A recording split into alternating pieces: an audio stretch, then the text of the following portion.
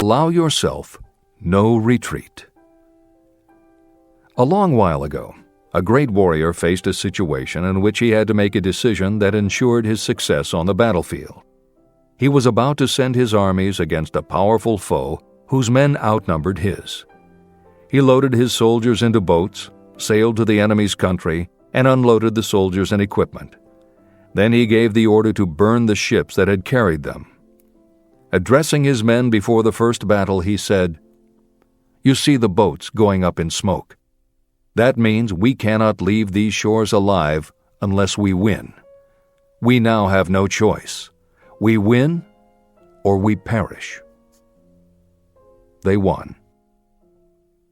Every person who wins in any undertaking must be willing to burn his ships and cut all sources of retreat.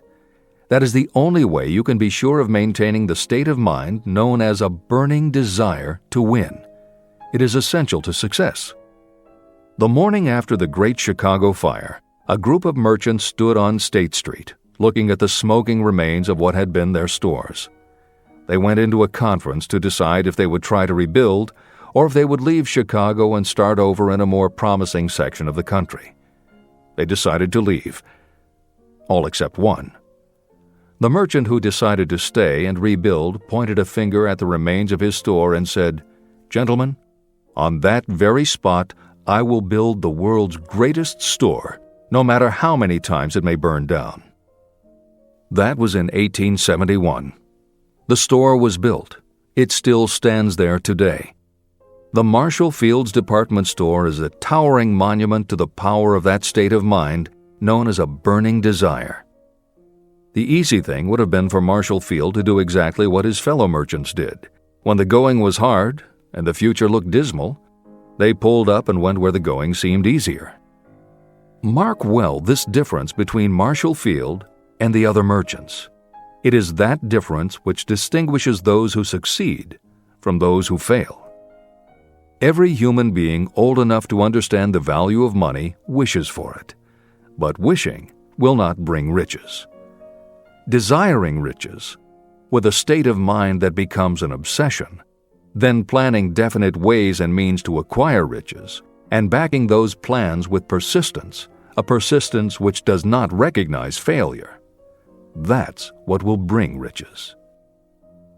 Editor's comments. In other of his writings, Napoleon Hill uses the term definiteness of purpose as being interchangeable with desire.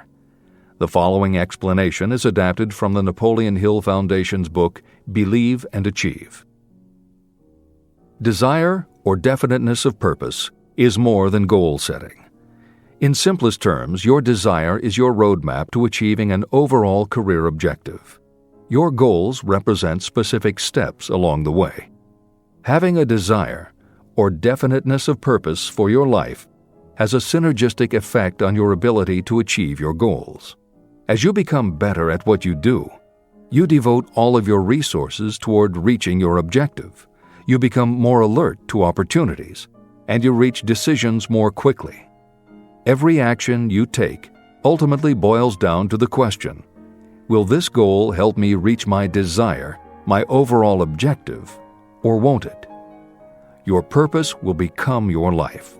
It will permeate your mind, both conscious and subconscious. This is the end of the editor's comments.